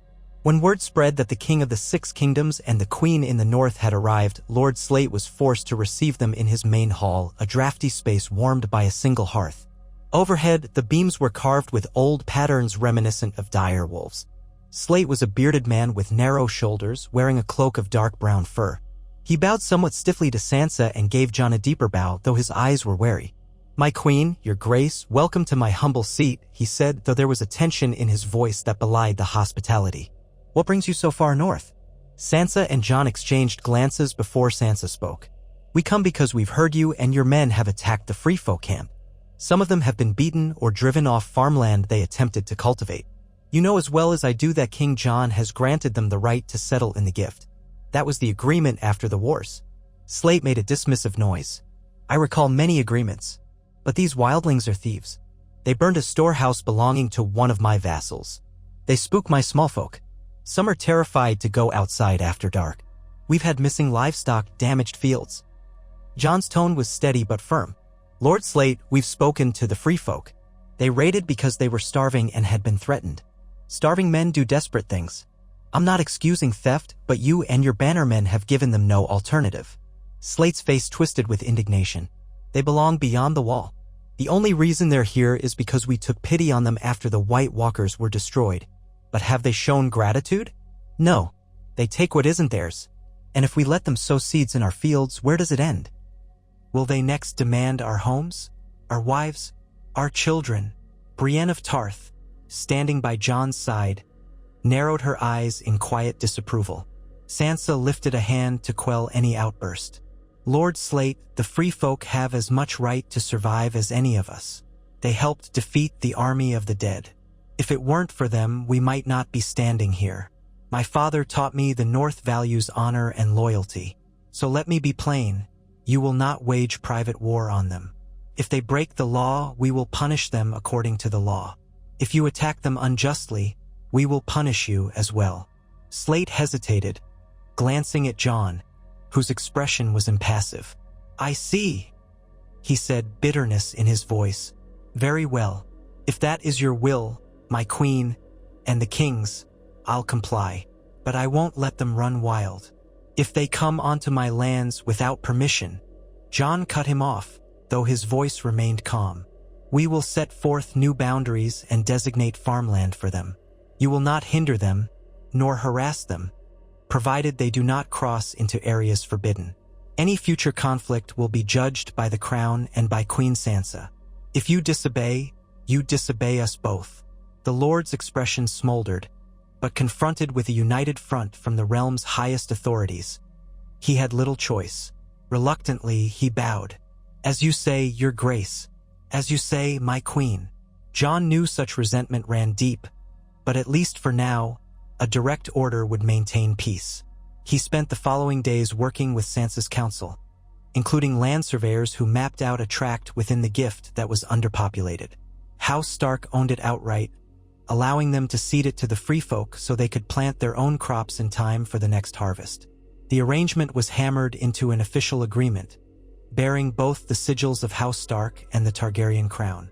Arya carried word back to the free folk, while Jon and Sansa visited other local lords, ensuring all understood the new arrangement. Some grumbled, some bristled, but none openly defied the edict. In that span, Jon also found time to talk with Sansa and Arya in private. One evening, after a long day of negotiations, the three of them sat in a small solar in Winterfell, warmed by a crackling fire. Candles flickered on a heavy wooden table, where a simple meal of bread, cheese, and roasted vegetables waited. Ghost, Jon's direwolf, lay at his feet, head resting on massive paws. Jon had brought Ghost south briefly, but the direwolf disliked the heat and crowds of King's Landing, so he had eventually returned north. Whenever Jon was in Winterfell, Ghost was his constant companion again, a reminder that part of him would always be a Stark of the North, no matter what titles he bore. Sansa poured them each a little wine, then settled into a chair, smoothing the skirt of her dark blue gown. Arya leaned against the mantel, arms folded. Jon looked from one sister to the other. In the candlelight, he saw the faint lines of adulthood on Arya's face that had not been there when she was a child.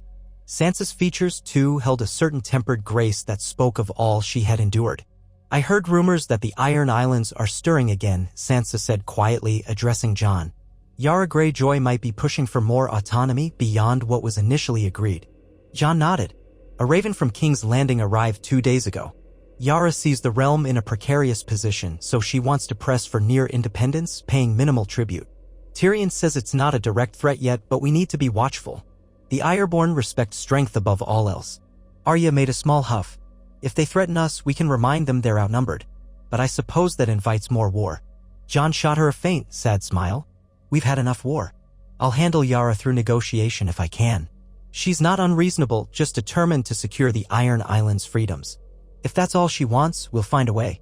But if she tries to raid the coast, then she'll face the crown's anger.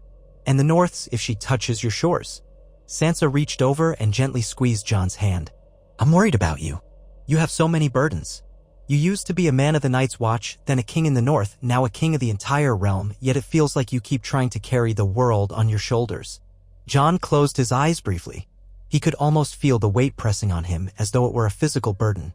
"Someone has to do it," he said softly. "And I can't shirk it. I can't pass it on. Not after all the sacrifices that were made." Arya's voice was unusually gentle. "Perhaps you should find some measure of happiness, Jon. The realm might benefit from a king who isn't weighed down by sorrow." A flicker of emotion crossed his face. He remembered Ygritte, the wildling woman he had loved. Then Daenerys, though their bond had been complicated by blood and by that awful final act. He had not allowed himself to consider the idea of another love. But he knew his sisters cared for him. He managed a tight smile. "One day, maybe. For now, I'll focus on making sure none starve or go to war again." They spent that evening reminiscing about their childhood, speaking quietly about their father, Ned Stark, and how he might have guided them if he still lived. They spoke of Bran as well, who still reigned in King's Landing nominally before passing the seat to Jon. Some part of Bran's spirit remained, but the boy they had known was distant, transformed into the three-eyed raven who had chosen to be a caretaker of knowledge rather than an active king. He had endorsed Jon's claim, stepping aside once the realm decided. Sansa at times wondered if Bran ever regretted that. Jon suspected Bran saw too many possible futures to cling to any regrets. In the candlelit comfort of Winterfell, though none of them could pretend it wasn't bittersweet that their family, once parted, was now in roles none of them expected. At dawn a few days later, Jon prepared to return to King's Landing. The farmland dispute was as settled as it could be given the circumstances. Sansa walked him to the courtyard gate. Arya was absent that morning, likely off to God's Nowhere, exploring or handling her own business, but Sansa gave Jon a soft hug and pressed a small token into his hand, a carved dire wolf made of weirwood, only a few inches in size. He recognized her handiwork. "For your desk or wherever you keep your private things," she said softly. "So you remember the North is always with you." He closed his fingers around it. "Thank you." Then, pulling her in close, he whispered, "You are a good queen for the North, Sansa. Thank you for trusting me to help." Her eyes shone with unshed tears, but she maintained her poise. "We'll manage, brother or cousin or your grace. We'll manage." He gave a faint smile, releasing her. Then he mounted his horse, and with Brienne and the guards, he rode from Winterfell's gates. Behind him, the ancient castle stood proud against the snowy horizon. Ghost trotted alongside for a time, but eventually Jon bid him stay, as the direwolf's place was truly in the north. Snowflakes drifted down as if to bless his departure. Part of him longed to linger in the quiet familiarity of Winterfell, but duty pulled him southward, as it always did now. The journey back was uneventful, the roads quiet. Jon's thoughts churned with an ever-growing list of responsibilities. The matter with the free folk had clarified one thing. Across Westeros, there would always be pockets of tension, whether it be wildlings in the north, lords in the Reach, or the Iron Islands' demands for autonomy. Ruling well meant addressing each problem with patience and a sense of justice. It was a heavy load. He could not simply draw a sword to solve it all, nor did he want to. When they neared King's Landing, the weather grew milder. The city's silhouette rose on the horizon. Walls that had been repaired, spires under construction, and the Red Keep perched high. Smoke curled from thousands of hearths, and the bustle of commerce floated to them on the wind. Jon recalled the first time he had seen this city from a distance years ago, as a mere traveler and emissary, never imagining that one day he might claim the throne once occupied by the Mad King. They entered the gates, passing through orderly lines of trade wagons. The gold cloaks, now restructured and carefully overseen by men loyal to Jon's regime, kept watch. People recognized the royal banners and parted in respect. Some children ran alongside for a few steps, calling, "Long live the king!" Others simply stared, perhaps still uncertain of how they felt about a Targaryen on the throne. Jon nodded politely to them but did not stop for conversation. He was eager to see if anything urgent awaited him. The retinue made its way up the cobblestone roads to the Red Keep, where Tyrion and Davos were already waiting in the courtyard, alerted by scouts or by the gate sentries. "How's the north, your grace?" Tyrion asked, walking alongside Jon's horse as he dismounted. "Cold," Jon replied with a flicker of wry humor. "The free folk situation is settled for now. Sansa's managing well." "What news here?" Davos stepped forward. "We've had no fresh attempts from the Golden Company, but we did receive word that Yara Greyjoy wants a meeting. She's anchored off the coast near Dragonstone. She sent a raven requesting you personally come to negotiate new terms of autonomy for the Iron Islands. Seems she doesn't trust dispatching lesser diplomats." Jon sighed, removing his gloves. "I'll meet with her, if that's what it takes to keep her calm. I have no desire to fight the Ironborn, but I won't let them pillage the coasts either." Tyrion nodded, glancing at Brienne. "Shall we arrange a royal barge to sail to Dragonstone? That might be simpler than letting her come here. It shows you're taking her seriously, and I suspect that's what she wants."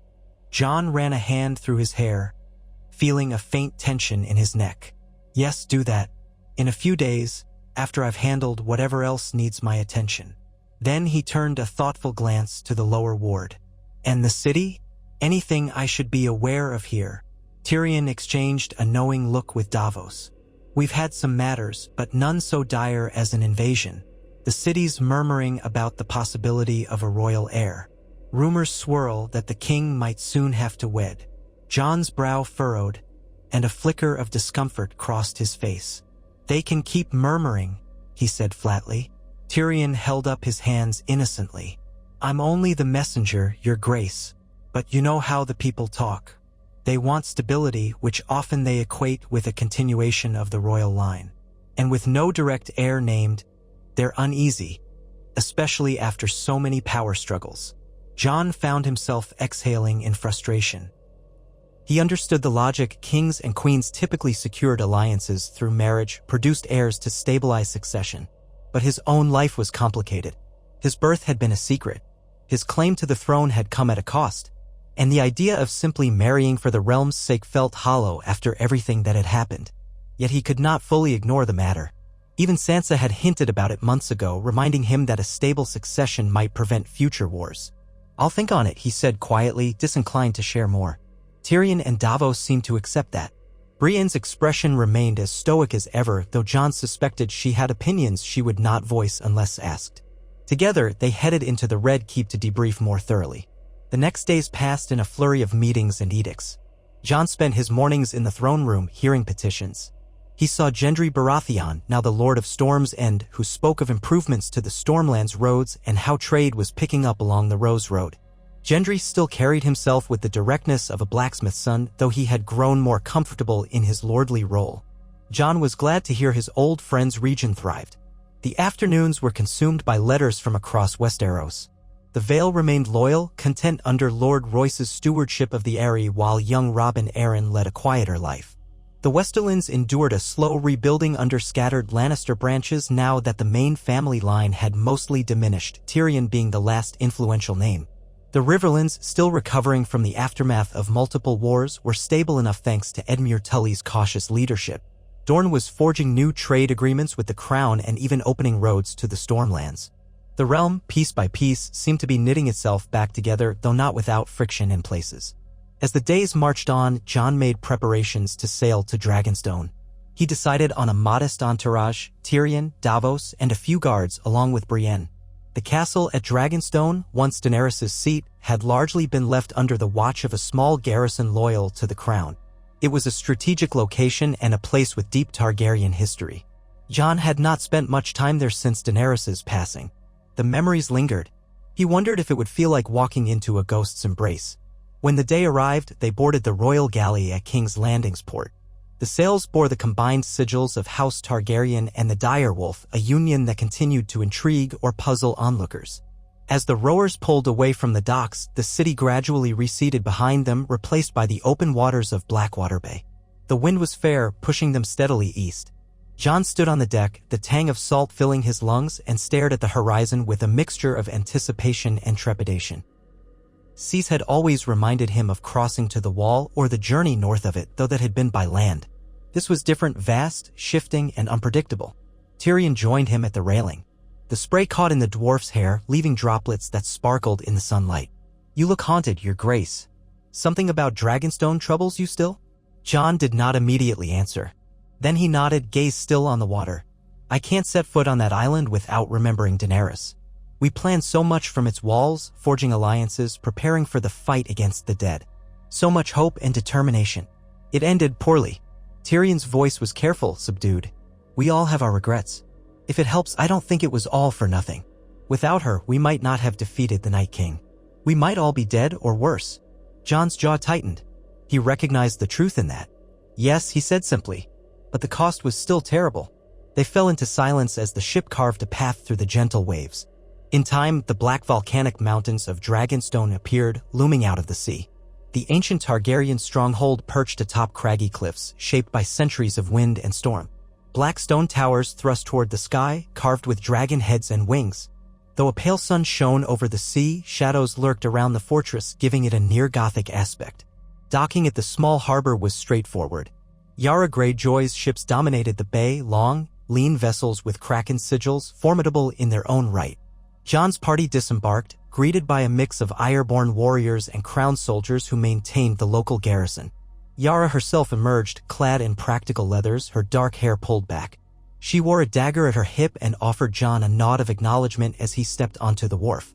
"So, the king in the south has come in person," Yara said, a faint curve at the corner of her mouth. "I almost thought you wouldn't." Jon returned her look, posture composed. "You asked for it. I wouldn't refuse a discussion that might prevent bloodshed." He glanced at her ships. "Are you planning a voyage, or just reminding the Bay who controls the seas?" She barked a short laugh. "Both. A show of force never hurts when negotiating with the Iron Throne. Let's talk inside, away from prying ears." She turned to lead them up the stone steps that zigzagged toward the fortress gates. The walk was steep, the path lined with carved dragon effigies. The wind howled across the cliffs, carrying the cries of gulls. Tyrion and Davos followed with quiet vigilance while Brienne kept a hand near her sword, just in case. Yara marched at the front, her stance confident. Jon was acutely aware that this parley could determine whether the Iron Islands cooperated with the crown or became a constant thorn in his side. In a large hall within Dragonstone's keep, once a place Daenerys had used for councils, Yara gestured them to sit at a long stone table. Torches lit the walls, but the gloom of the fortress was persistent. The Ironborn who accompanied her stood at the edges, arms crossed. A few crown soldiers also observed from a respectful distance. Jon took a seat at the table's head, Tyrion and Davos beside him, Brienne standing behind. Yara sat across from Jon, elbows braced on the table. "I'll be direct," Yara began, her voice echoing in the vaulted chamber. "The Iron Islands have never liked Southern rule. We bent the knee to Daenerys because she promised us freedom. Then she died and you took the throne. I stayed loyal during the fight with the dead because we had bigger problems. But now that the dust settled, I want what was promised, near independence. Minimal taxes, the right to choose our own lords, and no interference in our raids on foreign shores. We pay tribute if you're attacked. We help in war if there's a threat to the entire realm. But otherwise, we do as we please. That's the deal I want." Jon leaned back. "That's close to secession in everything but name. The crown can't function if each region demands such terms. If I gave you that, Dorne might demand more, the Reach might want out. We'd have a fractured realm. I won't let that happen." Yara's expression hardened. "The Iron Islands aren't like the rest of Westeros. We've never thrived under farmland and trade. We live off the sea. We reeve. It's our way." Tyrion spoke up, voice smooth.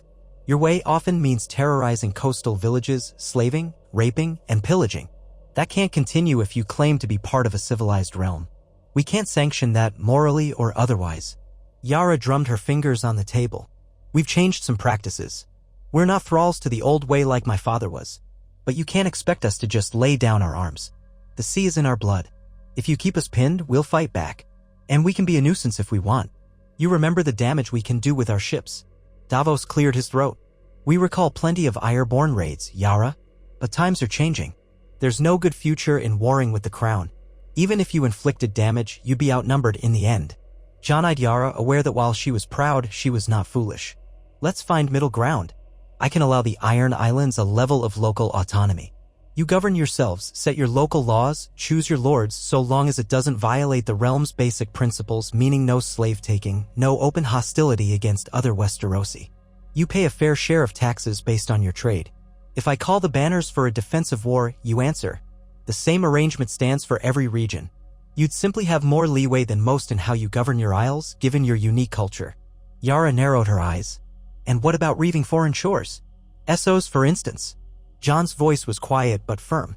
"I cannot openly condone raids on foreign territories. That invites retribution that would affect the entire realm. If you do it in secret, you place me in a position of either ignoring it, thus compromising my honor, or punishing you. Let's be clear. I will not protect you if you raid the innocent in Essos or anywhere else. If the Magisters of Lys or Volantis come complaining that Ironborn are burning their ports, I'll have to respond. That might mean war. You want me to look away, but I cannot. I have enough threats without inviting more from across the narrow sea." Yara's lip curled. "So I'm to surrender the Ironborn's prime way of gathering wealth? We're not farmers. We can't fill our holds with gold by honest trade alone. The seas are ours to rule." Tyrion gave a sardonic grin. "Perhaps you can try your hand at privateering against those who threaten Westeros, rather than random innocents. The Stepstones, for instance, are crawling with pirates who harass trade routes. If you targeted them with official sanction, you could keep what you plunder. That might please the crown as it protects merchant shipping. Of course, we'd need an agreement in writing." Yara paused, tapping the table in thought. She was no stranger to cunning deals. "So, you're offering the Iron Islands a chance to essentially become the crown's privateers? Let us focus on the Stepstones or any other threat you name and keep the spoils. And in return, I pay fewer taxes, manage my own land. That's the gist." Jon exchanged a glance with Tyrion and Davos. It was an unorthodox arrangement, but not unprecedented. "Yes, so long as you don't raid innocent ships or ports. We might formalize it as letters of marque, allowing you to attack pirates or declared enemies of the crown. You gain wealth, we gain safer seas. But if you violate the terms, I won't hesitate to bring the crown's wrath. Yara weighed the proposal, her posture tense. I can live with that. At least it keeps the Ironborn from rotting on our isles, with no coin to feed our families. We'll send captains to harass the Stepstones. We'll take our cut, and the crown can disclaim any official entanglement if foreign powers complain, beyond simply saying we had letters of marque. It's a shaky arrangement, but better than open war. Davos let out a breath, relieved. Good. That might actually keep some order at sea and keep you from stirring trouble in Westeros. Then we're agreed, Jon said, extending a hand across the table. Yara eyed it, then gripped it firmly. I'll have Tyrion draft the official terms. We'll finalize them here. They hammered out the details across the next few hours. It was not a perfect solution. Some would call it an endorsement of legalized piracy. But in the chaotic world of Westeros and Essos, it was a pragmatic step that might stave off worse conflict. Yara was satisfied enough to not attempt further expansions of her autonomy, and Jon saw it as a lesser evil compared to letting her raid the Westerosi coasts or forcing the Iron Islands into open rebellion. At day's end, both parties signed the new accords. That night, after the negotiations had concluded, Jon stood alone on a balcony of Dragonstone, gazing at the rolling sea. The wind was cooler here, the waves crashing relentlessly against the black rocks below. He remembered standing in this place with Daenerys at his side, discussing the best way to sail north, talking of dragons and undead threats. The memory felt like a phantom presence, stirring sorrow in him. He wondered if she would have approved of how he was governing, forging uneasy alliances rather than conquering. She had desired to break the wheel, but in the end, she had tried to bend the city to her will by fire. He hoped that his quieter approach might truly break the cycle of tyranny. Tyrion appeared in the doorway, a small goblet of wine in his hand. Are you brooding, Your Grace? The vantage point from here is perfect for that. Jon managed a half-smile. So I've been told. I was just remembering. Tyrion stepped up beside him, peering at the turbulent sea. She wanted a better world. So do you. We all have flaws in how we try to achieve that. You're doing your best without dragons. That might be the difference. Jon let out a quiet breath. Sometimes I wonder if the realm is truly better off without dragons. They were weapons of terror, yes, but they also could have kept foreign threats at bay. The threat of a dragon is often enough to deter war. Tyrion sipped his wine. Weapons might deter some wars, but they also invite new ones. If you had a dragon, would the Golden Company keep away, or would they find a new way to kill it? Hard to say. Perhaps it's best we don't rely on that power. You've got your honor, your alliances.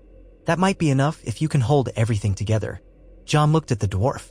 Thank you, Tyrion, for helping me navigate all this. Tyrion shrugged, swirling the wine. I once served as hand to Daenerys Targaryen, believing she was our best hope. When she fell into madness, I thought all was lost. Then you took the throne, and I found a second chance to do some good. I'd like to think it's atonement for my failures. They shared a moment of understanding, the wind tugging at their hair and cloaks. Then Tyrion cleared his throat. We'll head back to King's Landing soon. The city can't be left too long without the king. The people might wonder if you've sailed away for good. Jon nodded in agreement. We'll leave in the morning. Their return to King's Landing was smooth, the new treaties with the Iron Islands stowed safely in a chest. Yara's fleet departed for Pike, presumably satisfied or at least placated. News of the negotiated settlement spread quickly. The small council debated it, but no one could deny it was better than all-out rebellion. Gendry Baratheon even sent a raven praising the arrangement. Fewer attacks on the Stormlands meant safer coasts for his people. Still, the realm's unity was a fragile tapestry, each region a piece that could unravel if pulled too hard. Jon felt the tension like a bowstring drawn tight. He gave the realm his days and often his nights, addressing issues of trade, justice, law, and rebuilding. He replaced a corrupt Crownlands official who had been extorting peasants. He ordered more grain shipments to the Riverlands, which had endured a poor harvest. He tightened the watch on the Westerlands gold mines to prevent them from fueling an illicit Sel's word force. The work never ended. Some evenings he found himself in the castle's Godwood, an odd place in the south, small and overshadowed by the city's walls, containing a single weirwood with pale bark that had been transplanted centuries ago. He would kneel by its roots, trying to find the sense of spiritual calm he once had at Winterfell. The weirwood did not speak, but he felt a faint stirring in the air, as if the old gods still listened. In those moments he recalled Ned Stark's face, the echoes of a father's love from beyond the grave. He prayed for guidance or simply gave thanks that the realm was not once again bathed in blood. One night, while he knelt there, footsteps approached gently on the grass. He turned to see Brienne of Tarth, her cloak swaying. She bowed her head slightly. "Your Grace, I didn't mean to disturb." Jon pushed to his feet. "No, it's all right, Sir Brienne. I was just finishing." Brienne studied him with eyes that could be surprisingly soft for such a stalwart warrior. "If I may speak freely, Your Grace, you look weary. More so each week. The city sees how tirelessly you work. Perhaps you should rest. The realm will not crumble if you take a night's peace now and then." Jon gave a small shrug. "I appreciate the concern, but a king doesn't have the luxury of rest when so many tasks remain." Brienne squared her shoulders. "A soldier can't fight on and on without pause, nor can a ruler lead relentlessly without losing clarity. You taught me once that we serve because it's right, not because it's easy. But you must also keep yourself from being whittled away to nothing. If you fall, who protects the realm then?" Jon felt a pang of gratitude for her words. Brienne might be sworn to protect his life, but she also recognized that a king needed more than an unending chain of burdens. "I'll try," he said. "Though the tasks won't wait, I'll find some balance." Brienne bowed slightly. "Thank you, Your Grace. If you need me, I'll be at my post." She left, and Jon stood a moment longer in the Godswood, letting her advice settle. That night, he actually took a moment to enjoy a proper meal with Tyrion and Davos, sipping wine and exchanging mild jokes. He forced himself to relax, though it felt almost unnatural. The next morning, he rose with a fraction more energy, determined to keep forging a future of peace. Still, peace in Westeros was always a precarious thing. The Golden Company's shadow still lurked in the east. The Iron Islands, though appeased, might shift. Dorne had grown cooperative but could always revert to old resentments.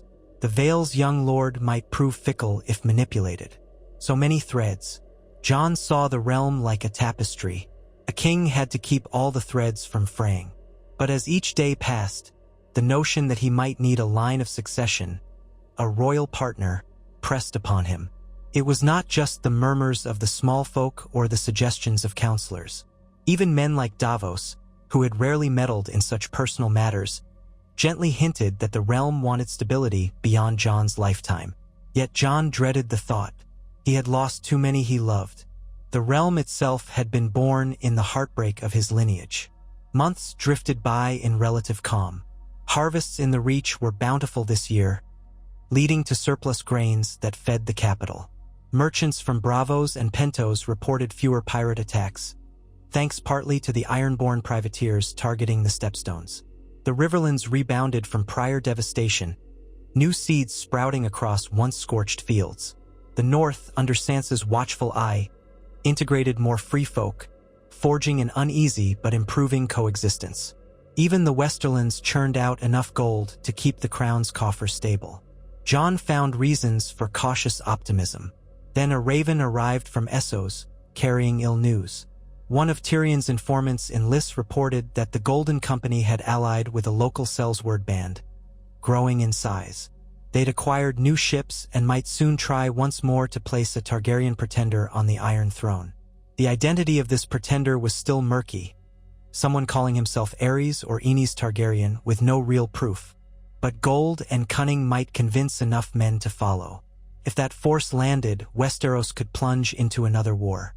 Jon convened the small council. Tyrion spread out a map of the narrow sea on the table. Davos pointed to possible landing sites. Brienne was there, as was Gendry Baratheon, present in King's Landing for a short visit, and Sam Tarly, who served as something of a roving advisor and maester. They debated how best to respond. Should the Crown send an advance fleet to intercept them?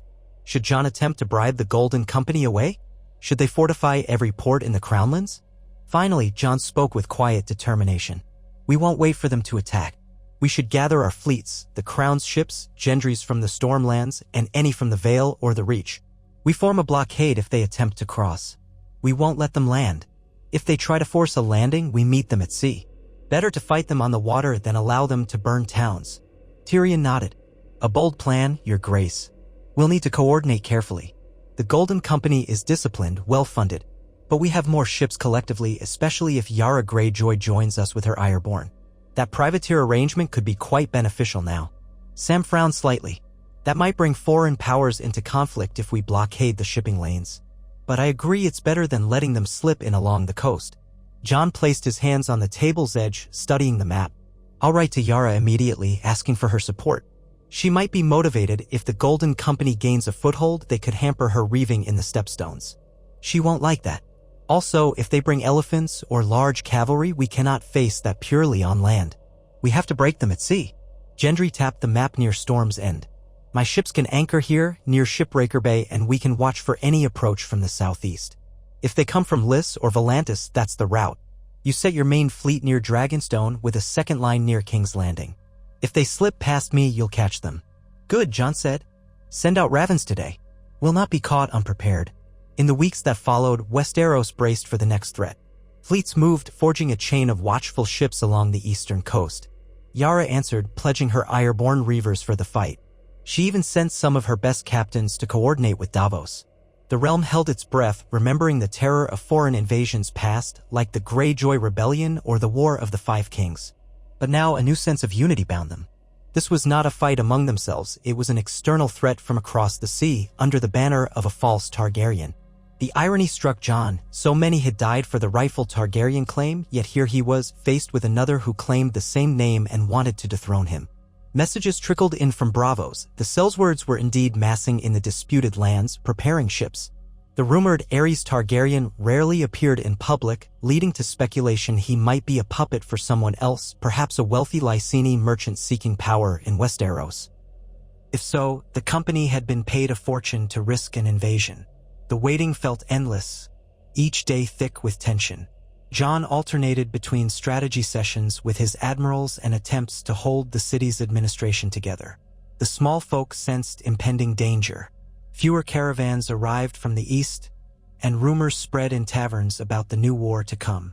Some said the king should fly a dragon to burn them at sea, but no dragon remained, and John had no illusions about that. He had only steel, ships, and alliances. Finally, word came that the Golden Company's fleet had been spotted skirting the coast near Volantis, heading west. Scouts predicted they would aim for Storm's End or Massey's Hook. John set sail with his main fleet from King's Landing, accompanied by Davos, Tyrion, and a cadre of knights. Gendry waited at Storm's End with his own ships. The Ironborn lingered near the stepstones, ready to pounce on the Sellswords from behind if they ventured too far. It was a precarious, elaborate trap. John's flagship was a stout war galley named the Direfire, its sails emblazoned with the direwolf and three-headed dragon. He stood on the deck as the wind whipped at his cloak. The sea had a gunmetal sheen under a cloudy sky. Every sense was alert to the possibility that the enemy might appear on the horizon at any moment. The men around him were a mix of Crownlanders, Stormlanders, and a few volunteers from the north. Their morale hinged on him. He tried to project calm confidence, though inside, he felt the old dread of battle stirring. He had seen enough slaughter to last a lifetime. Days passed at sea with no sign of the enemy. Ravens flew back and forth, carrying coded messages. Then, in the early morning light of a gray dawn, a sentry in the crow's nest let out a cry. Sails on the horizon, many sails. The Golden Company had come. John peered through a spyglass and counted dozens of ships, their banners too distant to make out clearly, but the formation was tight and disciplined. Davos stood near him, jaw set. They're formidable. If their Sellsword captains are skilled, we'll have a real fight on our hands. John's voice was steady. Signal Gendry. Tell him to circle from the south. We push them east, away from the shoreline. They either fight at sea or retreat. We can't let them land. If Yara's ships are in position, we might box them in. Tyrion, standing to the side, looked pale but resolute. And if they slip through somehow? John lowered the spyglass. We sink as many as we can. If any land, we meet them on the beach. Let's just make sure not many do. The dire wolves on the sails snapped in the wind as the Crown's fleet adjusted course, angling to intercept. The water churned around them, and soon the faint drumbeats of the approaching Sellswords echoed across the waves. On the horizon, black and gold banners flickered. The first volley came from the Golden Company's archers, a hail of flaming arrows that arced over the water. Men shouted, raising shields or taking cover. A few arrows hissed into the sea. Others thudded into decks, igniting small blazes. The Crown archers responded with their own volley, the air filled with the clash and whistle of projectiles. Jon barked orders to hold formation, to row forward steadily. The clang of steel soon replaced the whistling arrows as the ships drew close enough for grapples and boarding.